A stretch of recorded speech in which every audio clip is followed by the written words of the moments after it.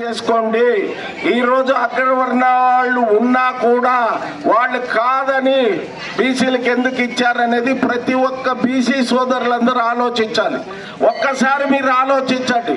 పార్థసారథి గారిని గెలిపించుకుంటే మన ఉమ్మడి కర్నూలు నంద్యాల జిల్లాలో కూడా ఎవరికి రానన్ని నిధులు తెచ్చే సెంట్రల్ నిధులు తెస్తేనే డెవలప్మెంట్ జరుగుతుంది.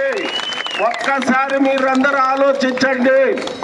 ఎందుకంటే మనం ఇప్పుడు అనౌన్స్ చేసే సంక్షేమ కార్యక్రమాలు కానీ, జగన్మోహన్ రెడ్డి గారు చేసిన అప్పులకు వడ్డీ కట్టే దానికి కానీ, గవర్నమెంట్ ఉద్యోగస్తుల జీతాలు పెన్షన్లు ఇవ్వడానికి కానీ, మరి ఇప్పుడున్న వీళ్ళు విధానం వల్ల చాలా కష్టం. అయినా కానీ ఇవన్నీ అధిగమించాలంటే మన అధినాయకుడు, విజన్ ఉన్న నాయకుడు, ఆయన రాష్ట్రానికి ఏ రకంగా అభివృద్ధి కార్యక్రమాలు చేయాలన్నా, రాష్ట్రాన్ని ఆదాయాన్ని పెంచాలన్నా